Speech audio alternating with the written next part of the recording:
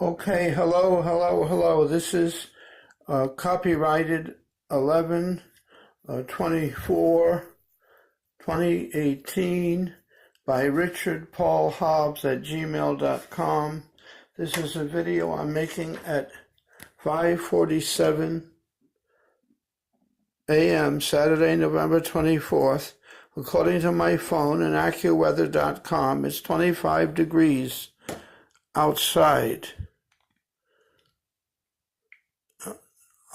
I believe that updates it, so there's 25 degrees outside. This is on my LG phone, the one that is that I use for And Yours Church, which is a church that I sort of run, that has only a few people in it, or just me, but that's the one phone.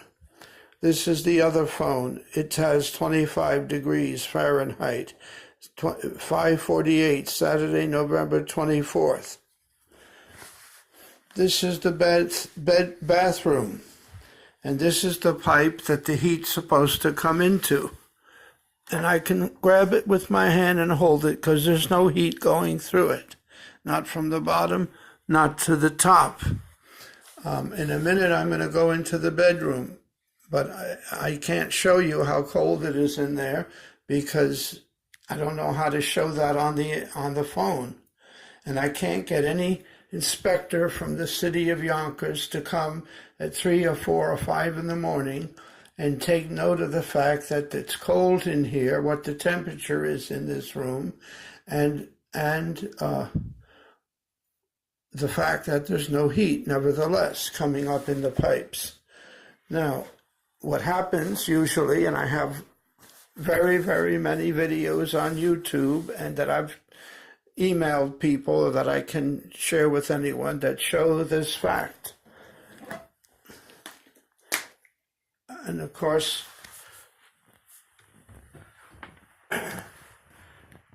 this is Saturday morning. 2 days ago it was Thanksgiving.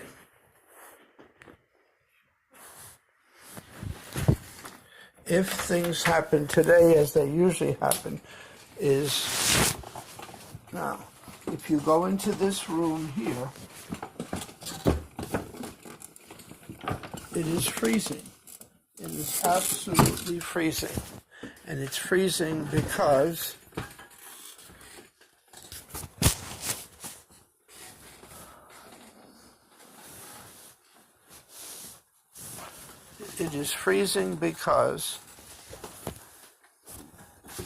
there is no, this wall, this is the radiator in this room. It's completely cold. It is not turned on. The inspector, Patrick Losco's idea that the reason there's no heat in this apartment is because I have the radiators covered up with a lot of stuff and they prevent the heat from coming into the room is not true. It's a fallacy. It's a fake idea that he said to me before he ever came into this apartment or saw any conditions here. He already predetermined his answer before he looked, which I don't think is legitimate, but perhaps it is. If it was ever, this is the most this radiator's ever been covered up. There's other stuff been here around it, but not over the radiator, except for those things which I put there because they're metal. And if the radiator ever was on, they would operate as heat sinks. Heat sinks are something that absorb heat when the radiator's on. Because what happens in an apartment building is the heat comes on and heat rises. We know that heat rises. It's science, basic science. And so what happens in many apartment buildings, the heat turns on and it goes up. And since there's not any insulation between this floor and the next one, the heat rises and it goes up. It goes up. It goes up. The ceiling operates as a little bit of a heat sink, but not much of one. And then the other problem is that, as far as I know, as far as I've seen when I came in this apartment, that's the only radiator in here. There's nothing on that side. There's nothing anywhere else here. that puts heat into this room. And that window and this window and this wall have cold air, freezing air, 14 degrees, 25 degrees on the other side of them. And there's very little, if any, insulation between those walls and this. This is I guess it's about 100-year-old building. It's an old building. And they didn't put that much insulation in buildings in those days. They relied on people burning fuel to heat it in the winter. I don't know how they functioned 100 years ago. But now I know how they function here. They turn the heat off at 12 midnight, and they turn it back on around 6, 7 in the morning. And if I had the intelligence and the means to do so, in the last 3 weeks and in the last 10 years, the 8 years that I've lived here, I have had ice. I've had water in a container like this, and it would turn into ice in the middle of the night. I never could sleep in this room in the winter because at 3 o'clock in the morning, it's freezing. Now, right now, it's freezing in here. If I were sleeping in this room, I would have to have a coat on and blankets, and I would still be cold, and I would get sick. I would end up in the hospital because I'm not well because of reasons, because of the cold for 8 years. I'm not well. This would kill me. And not only is this not habitable, this apartment, because of the lack of heat, but it's a danger to my life to be here, it seems, if I can't get the heat turned on. And instead of the city of Yonkers employees, who are supposed to help make sure there's heat here, instead of them doing anything to make sure there is heat here, they, once I complained about the heat, they started to defend the landlord and accuse me of being the one whose fault it is that there's no heat here. I have a sign here that says cold storage room in winter months. And I have it on the door. If I had a way to make a plaque and put it on the door, I would put closet or cold storage unit. But that wouldn't do me a lot of good because the people who come to inspect for Section 8 will presume and assume this is a bedroom, but it can't be a bedroom because it can't be lived in at night. That's just common sense and reason. And now, other nights in the last month, especially earlier on when it was very cold here, the first week of cold this winter season, the radiators were not working, I presume, because the landladies, the management, had a group of people in here repairing the furnace and the heating pipes. Exactly what they did, I don't know. But I would like to have them come into the court and explain what they did. And I would like to get the owners of this building to tell who the people are who are in charge of regulating the heat and explain how they regulate the heat and how the heat is regulated. I can tell you how it's regulated, but I'm a biased witness. It's regulated like this. The heat turns off at midnight and it turns back on around 7 a.m. Doesn't matter what the temperature is outside or what the temperature is inside. That's what they do. And then they know that the inspector will not come here until any time before 10 a.m. to inspect. And if they turn the heat off and it freezes here in between midnight and 5, 6 a.m., and then they turn the heat on at 6 or 7 a.m., by 10 a.m., there's no evidence of the fact that it was freezing here during the night. And I, as a poor person and as a lay person, have no idea how to prove it to anyone, except to try to get people to come here in the middle of the night and be aware of the fact that it's freezing in here. But there's nobody that the city of Yonkers provides who would in any way, shape, or form verify that information. And the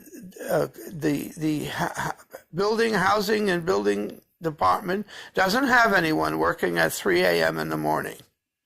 They have people who come in at 8 or 9 a.m. and they leave at maybe 7 p.m. if they have extra people staying here late at night. I don't know. But they have set up a scheme where every landlord who doesn't want to put heat on when they should and wants to reserve the cost of their fuel can do so. And I'm only aware personally of this building, but now when I had on the 19th of November, when I went to court and asked for an extension, and the judge was going to give us 5 weeks, which would have been good, because I'm not a lawyer and I need to learn the law and I need to subpoena people and I need to prove somehow the lack of ability to live, to habitate in this apartment and other apartments here because of this lack of heat issue. That's to me the cornerstone of this whole situation, because all the things the landlady and the management are complaining about against me are caused by their poor management of the building. That's what caused it. The reason they don't have if they don't have pay from Section 8 for the rent, it's because they didn't fix the building, the apartment, the way Section 8 requires them to fix it, according to the contract they have with Section 8 and me, the three-way contract. That is what the Section 8 does. Section 8 came in April and inspected, and there was problems here. They had to put caulking in the tub, and the landlady, the management, had to repair that. Normally they give you 20 days to repair it, and because of extenuating circumstances, the McCrite who do the inspecting agreed that when the problems were all solved, because there were problems, there may have been things that were considered problems with how many things I had in this apartment or not, depending on how you understand these words that are being used. I'm in a wheelchair, I'm handicapped. It's not easy for me to clean and straighten out the apartment and have it just the way the people who inspect from McCrite want it. Some of them are very picayune, and others are more understanding about what's going on here. And so what happens is I end up in a catch-22 situation. And in fact, the management didn't have this apartment right. The kitchen wall wasn't replaced properly after they did work here in the pipes. It is unfair for the people who want me to be out of this apartment for the reasons they're saying, including their, quote, lack of pay, because I didn't cause these problems. They caused the problems. It's their fault. If they wanted to be paid, all they had to do was to fix the walls and paint them and fix the tub and call the McCrite to come in and inspect it. And then McCrite would have should have given me time to prepare the building right and make it the apartment right and make it to pass inspection. But that's not what happened. The building management didn't repair this apartment correctly until 2 days before, until the 5th of November. And then they called up McCrite, and McCrite called me up and said, tomorrow we're going to inspect your apartment. And that's not right. You can't inspect my apartment and tell me the day before, especially when I had been working hard to try to resolve the issue that I don't agree with, that I had a fire hazard here. But if the inspectors and the fire people say I have a hazard here, I don't want to have a hazard here. The kind of hazard they're saying I had is that there was too much stuff in the apartment, and that if there was a fire here, that was going to make it hard for the fire people to get around and clean and put the fire out. But I didn't have too much stuff in this apartment. I had, in the bedroom, which you just saw, I had things lining the entire wall, except for the windows where they, quote, need access to and from. I had insulation. I had containers of plastic containers containing plastic containers that all have air in them. And that air was being used to insulate the walls to keep the cold out to some degree, and to try to mitigate the fact that this building doesn't have the proper heat in it in the night when I'm here. And what I don't understand today right now is that it doesn't seem to be real cold in this part of the apartment that I'm in. But the other nights, it has been much colder, and this door I keep closed because heat moves around and cold moves around. And by keeping this door closed, since I don't go in there to live, I can't live in that room.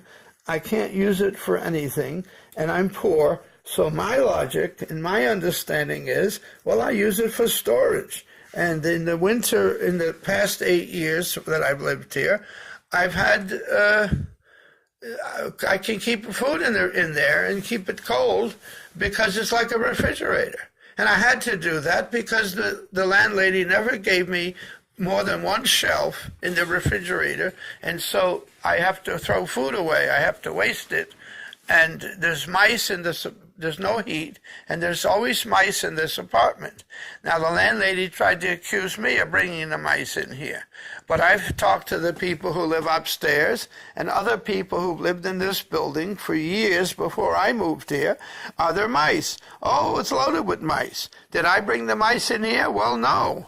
When you go to the trash, they say that there's rats living in the trash area, that there's a lot of rats, that there's bundles of rats. But I have no way to prove that or to show it, especially if none of this is allowed to be entered into court, these videos. I don't know. I'm telling you that the city of Yonkers and the landlady and the employees of the city of Yonkers are operating some kind of a scheme, whether they're doing it intentionally or whether they're doing it that is just a result of their actions without them, quote unquote, conspiring by getting together and saying, well, this is what we're going to do. We're not going to give people heat at night, and we'll make sure that we don't have a problem with the law because of it. But that's what's going on. There's a conspiracy to allow this building, and at least the building 15 I think, the next building up the street here on the other side of Bruce Avenue, they do the same thing. I know that because someone who lived there, who I met in the housing department on the 19th of November, we were there making a complaint, and she was there making a complaint. She'd moved to another building, but her friend was still in this building, and the friend had no heat. The friend got the flu and got sick and had a risk of their life because of the lack of heat. That's happened to me. I got sick after 4 years of living here, not being able to take a shower, not being able to have heat at night, having to go into other places in the city to take showers because I couldn't do it here because there was sewage in the tub, and then putting up with it, thinking that the poor landlady has a problem, whatever, because she said she did, or she claimed, and she had people fixing it and not fixing it. But the truth of the matter is that the city of Yonkers has a scheme where it conspires with the landlords so that they do not have to put heat in these buildings and burn the fuel, And I don't know why it's allowed, but it's been allowed for 20 years. And I'd like to present that evidence in the court, but I understand how the law is that the judge and the other side are going to have some way, because I'm not a lawyer, to prevent that from being presented. And I'm trying to present it. I'm trying to get subpoenas, and I'm trying to get, I don't know what you call them. In the federal court, we call them there are written statements under oath that tell the facts, so we understand what we're dealing with here. And I'm telling the court that the landlord in this building and other landlords are deceiving the court as to what's really going on here. And I don't understand how for 20 years this could happen. But the city of Yonkers functions in such a way to allow it to happen. They do, and this is negligence. This is gross negligence on the part of the city. It might be criminal negligence because they're allowing people to break the law. And it is certainly criminal negligence on the part of the landlord and the management, but maybe it's not criminal. There's fines to pay. Well, all right, but it's inhumane for this building to have no heat for 20 years in the middle of the night. It's inhumane for it to have no heat for 8 years in the middle of the night. It's inhumane. And we have these inalienable rights to not freeze. I could go outside some days and have it warmer outside in the middle of the winter than it is in here. I have to go to a warmth center when other people don't. They have warmth centers when it's freezing real cold, but not when it's 30 degrees out or 20.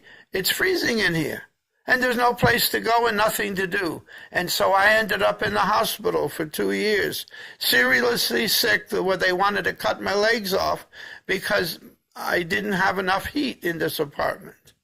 And somebody needs to fix this. And I should have left and gone to another apartment. All the people dealing with me say, oh, move someplace else. But that doesn't solve the problem for the community. And as an Eagle Scout and as a Christian, as a human being, as a humane individual, I can't just go past this situation without trying to get somebody to straighten it out. And all the people that are paid to help me aren't interested in seeing it get straightened out. They're just interested in continuing to get paid to help me and move me somewhere else and let someone else rent this out. And then the fire department says it's against the law, that it's a fire hazard for me to use space heaters. That's what they told me. And there's a different fire hazard. The fire hazard they're claiming I had here, which has been cured, there's no large amount of stuff in this apartment. There's just bookcases with books in it and things that people have. There's 2 tables here because I need 2 tables, but that doesn't create a fire hazard. These walls are visible. These are bookcases with videotapes in them. I watch videotapes. I don't use cable television. I can't afford cable television, and I don't want cable television. So this apartment is not a fire hazard. If there's any fire hazard because of too much stuff here, I've had to cure it. In order to cure it, I've had to go and rent storage space and put my belongings in storage. The belongings I have here, and the problem here is that this apartment's too small for me. Not 1 bedroom or 2 bedroom, but square footage. I need much more square footage than this building has. This apartment has in it. And I didn't understand that because I did not understand what the meaning of clutter was or what the definition was or how or why it was a fire hazard. There was nothing I was doing here. This is except for my paper towels and my toilet paper that's in that box, this room is not cluttered anymore. If clutter means that you have too much stuff and you can't see the walls. Now, I only learned that Thursday before the 19th of November when they came to inspect the place at Section 8, and they said I had clutter here.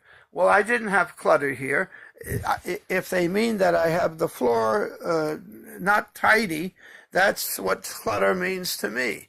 But I don't see or understand why, because I'm in a wheelchair, I have no aid, no help, and so of course there's clutter here. I can't fix this myself, and the aides don't come.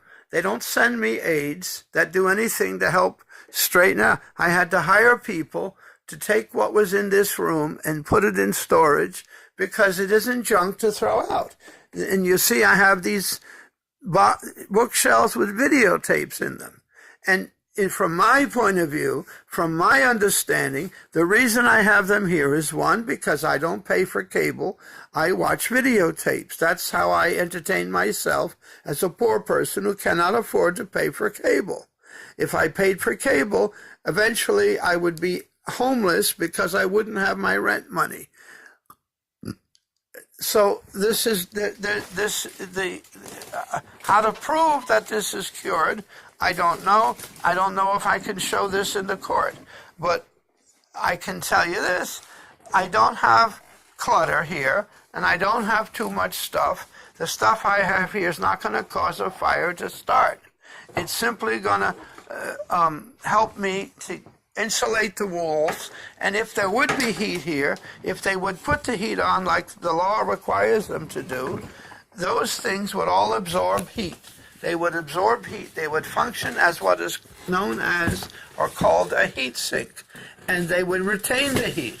So if the heat goes off at midnight, for an hour or so, the heat would radiate out of those things that are warm because they were in hot temperature. But in this room, there's never heat at all. From at any time of the day, there's no heat here. And there's no way to prove it, because when you call the inspector, instead of coming here even in the daytime, or having any scheme or any way by which we're going to know that there was no heat here, they have it set up so there's no way to prove it. And they don't want to prove it. They have no motivation to prove it. I don't know why. They would just like to say that the reason there's no heat here is because of me. But it's not because of me. I don't control the furnace or the heat regulator. Somebody else controls it. And so to have a case, a fair, reasonable case here, I need to be able to get answers to the questions of who controls the heat, how, when, and why, and how is the heat regulated. And the truth of the matter is that 2.5, 3 years ago, the landlady told me that she doesn't have to put heat on here in the middle of the night. It's not required by law. And she said it to me again the last time the inspector came, whatever date that was, the very same day when the inspector finished telling me that there were no complaints in the building for heat except from me, that there's never any complaints here about heat. That's what he said to me. That's what I heard him say. I testify under oath that he said that to me, because that's what I heard him say. And then he left, and she was there with him when he said that. And then after he left, she came over and pointed her finger at me and said, "You're living free in this building," which the reason I'm living free is because she didn't fix the ceiling and the walls. And she could have done that in a week or a day or two, because the work was done in a day. It was done a day before or 2 days before she called Section 8 to come and inspect again, and which she did call them on the 5th of November. But she could have done that in April. And they weren't, she wasn't supposed to call them to come. I was supposed to call them to come when I was ready to have it inspected again. But she didn't, when she fixed the walls and all, I was having to finish cleaning up the clutter, which meant to me to pick the papers off the floor, and I didn't have it. That had to be done differently than it was done. And to do it the way it was done was to violate my civil rights and to violate the rights and the rules and the regulations and to put me in a situation where I was caught unawares of the situation. So all of a sudden they call me up and tell me tomorrow we're going to inspect. Well, what time? Well, I don't. Well, the day after tomorrow. All right. What time? Well, we don't know. We'll tell you after 5 o'clock. And then they tell me, well, between 10 and 1. And so what do? I get someone to come here and try and help me for free to straighten the place out. But I have all misinformation, all wrong information. The problem here is that the landlady doesn't manage the building properly. She's not qualified to run it. Neither is the EMAS property. They're not qualified, they're not professional, and the problems that they're claiming that I caused, that it's my fault, for which they want to throw me out, are their fault. And they do this consistently. They pull people in this building and they take advantage of them by not giving them places that they can habitate in according to the lease. They just get the rent money from them and don't provide heat and don't provide basic things like repairs. They don't exterminate the mice. They don't deal with the roaches or the rodents. They are, according to people who say they can't say it in court, but outside of court, my case manager and my lawyer, who was from Legal Aid, Hudson Valley, they all say, oh, she's a slumlord. Well, she's a slumlord. We know she's a slumlord. We know the conditions there aren't right. So they think the solution is for me to move. But if in the city of Yonkers, the entire city government doesn't enforce the heat laws, then this is wrong. It's wrong for me to move. It's right for someone to help me sue the landlord to get to things proper. And I've been trying to do that for 2.5, 3, 4 years. And the city won't let me do it. The courts won't let me do it. And you can't organize the people in this building. The people in this building, some of them love to be here, and they don't care whether there's heat or not. They put heaters on, and they heat their own apartment with things that the fire department tell me are fire hazards and will cause a fire to start. But nobody will come from this city and do anything to tell the landlady not to put heat on, because the landlady's not putting heat on here is causing a real fire hazard. People turn their gas stoves on to heat, and they use electricity to heat. And it is a fire hazard. It's a fire risk that is going to cause a fire. But nobody is going to do anything to help that problem be solved. They're just going to try to put the burden on me that the things I'm doing, reasonable things, to try to cope with the fact that there's no heat here. And since that room is empty, then why shouldn't I use it for storage? I pay for it, and I can't afford to pay for storage.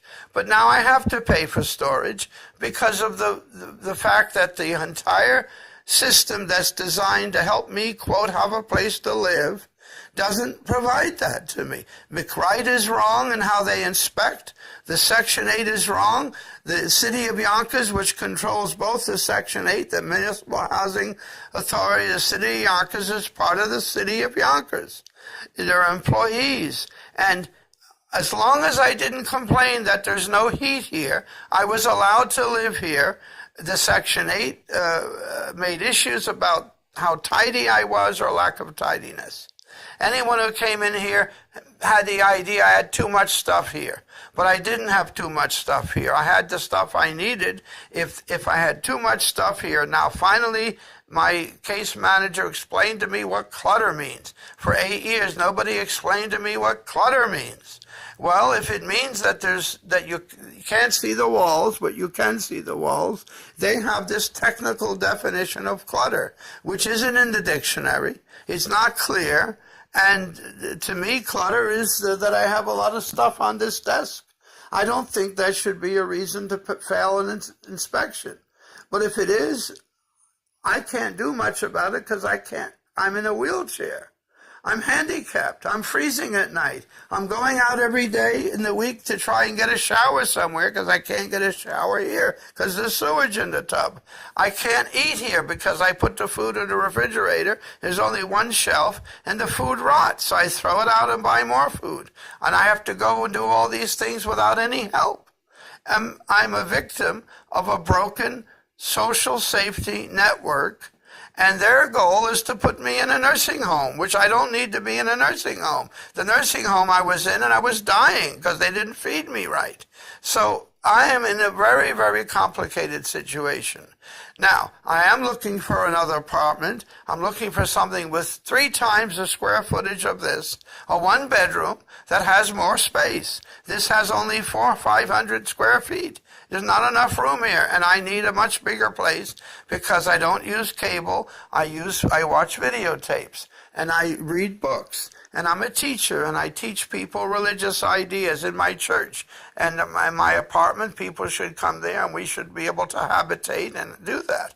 And I've tried to do that here. Well, the landlady says she's a Christian, but she's not a Christian, because if she's a Christian, she wouldn't let people freeze at night in a building where there's babies and where there's children and where a Christian or a Jew or a Muslim or any humane person would manage the building professionally and obey the laws, and it would be okay. But this is not happening here. The problem here is there's a lack of management. And I tried to go to court and get the courts I didn't go to court. I went to the court and said, there's a problem here with all these issues, and we need to do something about it. And the law department for the city of Yonkers court wouldn't let that case go to the judge. They sent it back and said, well, you got to get 1/3 of the people in the building you got to go under certain law to do that. Well, I didn't sue because I wanted them to do that. I sued because I wanted the city to come in here and I wanted to get the housing department to look at the facts.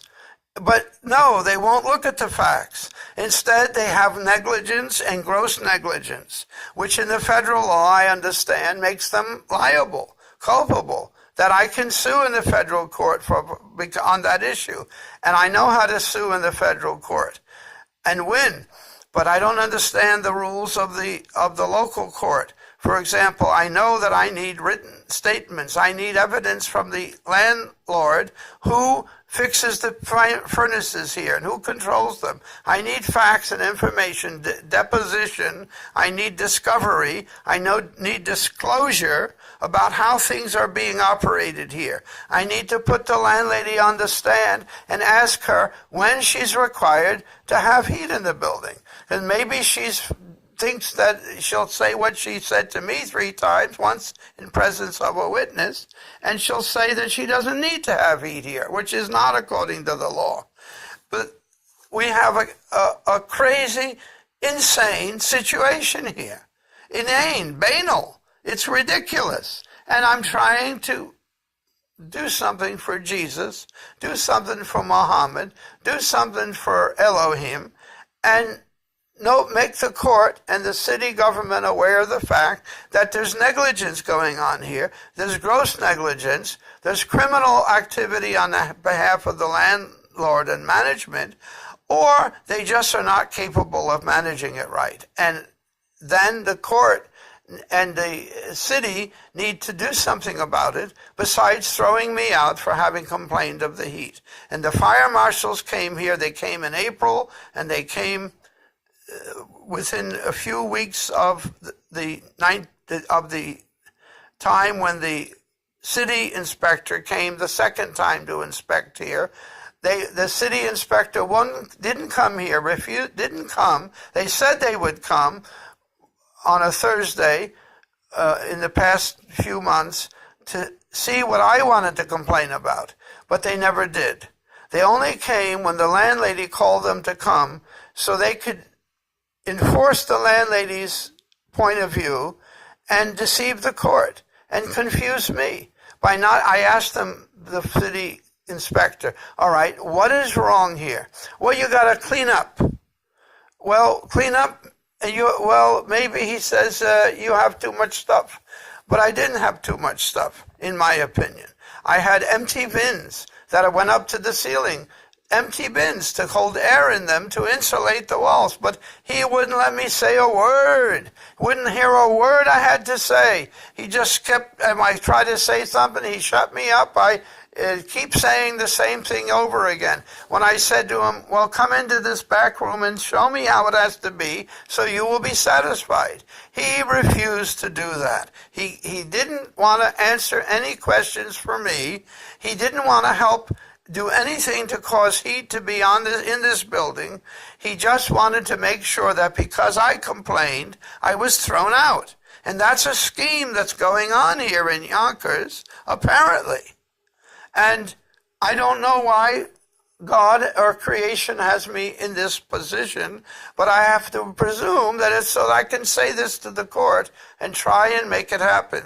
And if the court's not going to allow me to say it here, under this case, because this is a residential holdover, and there's some technical reason or some procedural reason why it doesn't matter, then I need to have sued the landlady for other reasons under HP or whatever, and I don't know the law. I don't understand the law, and no lawyer would represent me. The legal aid won't represent me because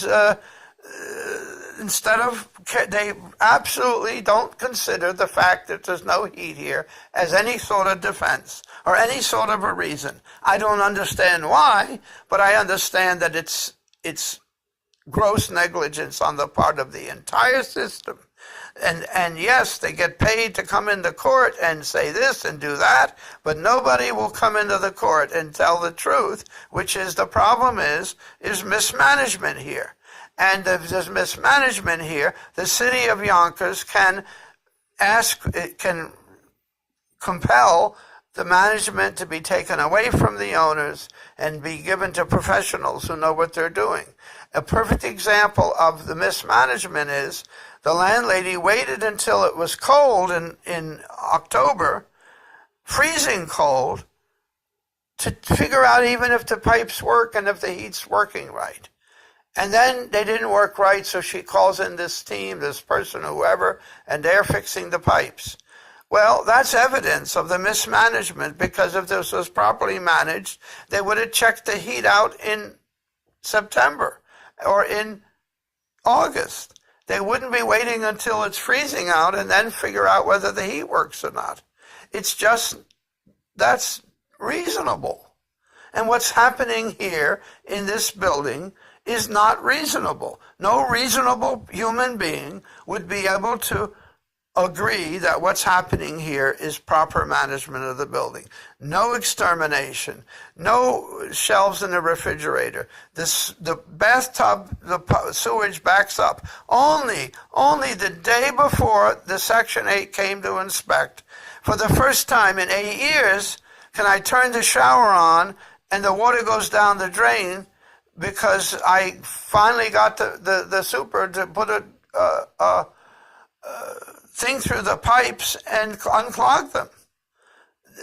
This is not my fault. I can't do that. They have to do it. They didn't do it right. And I'm suffering.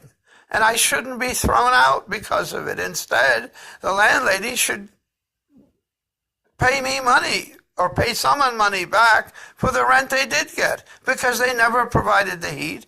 They never provided the things that they should provide as a matter of course. Now, I don't know if there's some other way they heat this building besides the radiators that go through it, but they come on at 7 or 8 a.m., and then they go off around 10 a.m. But by then it's warm enough that even if an inspector comes, there's heat here. And then they go, I don't know, they go on and off and on and off and on and off. And instead of providing consistent heat, they do it in a way that deceives the government and puts the poor people at risk, that they have to spend electricity to heat the place, and then they can't afford their rent. The working people can afford it, but it's still not right that they should pay the landlady rent and then also pay for heat. And the city inspector lied to me. He said there's no complaints about heat. And I went then on the 19th after the court to the city, to their department, and looked on their records, and there was plenty of heat complaints for this building. And the fire marshal said to me the week or two before when they came that there was hundreds of complaints, because the first time they came I told them there's no heat here at night and that's the problem, and they thought I was wrong and crazy and I had my fault. Well, then God helped me. He had them go and talk to two other people in other apartments, and the conditions, when they came down from that, they said to me, look, if she's going to complain about you having a fire hazard, she's going to have a serious problem. We got to inspect every apartment in this building. That's what they said, but they didn't do it. And this is, but then they came back and within the last month or two here, and at the same time when the inspector came, they came back for a re-inspection after so many months. And they said to me that I shouldn't use space heaters. They're a fire hazard, but I already knew that because they are a fire hazard. And a risk of creating a fire, not having too much stuff because you're trying to keep the place warm and you're trying to have heat sinks. And so what am I supposed to do? I don't have an attorney. I don't understand procedure. And you only gave me 3 weeks to prepare for this, when 1 week was a holiday, Thanksgiving weekend. So I have 2 weeks, and I don't even know. The pro se office is only there half the time. And they're not available to help. And then I don't know what I'm doing. I don't even know what to call an inquisitory. I forget what you call it in the federal court. But there's a written, you ask written questions and they have to answer that under oath. Well, that's what I need to do, but I don't even know how to prepare those written questions. I don't know what they call them in the local court here, but they call them something in the federal court. I've done this in the federal court for myself, and I've known how to do it, but it's very difficult because even there, I don't have a computer. I don't have a place to write a letter. I don't have the ability to do any of those things. So how can I represent myself? I can't represent myself except to lose. And I'm going to lose here unless I'm able to present all this evidence to show that it's not my fault. And it looks like the lawyer from their side gets to talk to you, and I don't. That's what happened in all the hearings. The lawyer says lies to the court, and then the court makes his decision based on those lies without me being able to say to the court that they're lying, that they're not saying the truth. I have to wait till the trial to say that. Well, this is not justice. And I'm bringing up every issue I can, because if the court doesn't allow me to bring all these witnesses and to prove my case, I'm going to appeal when I lose. And I'm going to continue appealing until I get to the federal court level and I'm able to show by evidence, hopefully, that there's gross negligence going on amongst the employees of the city of Yonkers, that there's gross negligence going on in the court, or the court is operating in a way that doesn't give the tenants in the buildings that have no heat any way to defend themselves through reason and through common sense. And that's the problem, and I hope that you don't hate me for this, but I'm going to be homeless on the street. I'm trying to move, trying to find a larger apartment, and I've cured the problems that are on that residential holdover, except for the rent. And the rent is something that's completely between them and the Section 8. If they say that because my apartment wasn't right when they came to inspect, that instead of the landlord going behind my back and calling McWright to come and inspect, and then McWright insisting on doing it that way rather than the way they're supposed to do it, that they should have come to me and said, well, the landlord should have fixed the problem. They fixed the problems 2 days before they called the Section 8. And then the Section 8 told me that. They said, oh, no, this inspector came for Section 8. Well, you got a letter. They don't know what they're doing, and they're doing it wrong. And I'm being held responsible for their unprofessionalism. And that's not right. And so I'm asking the court to be aware of that fact and then rule on my behalf in favor of me and let the landlady and the other people do what they're supposed to do. I've taken the stuff out of my apartment, put it in storage. But now I got to pay storage and rent, and I can't afford to do both. And nobody will help me. Thank you. Goodbye.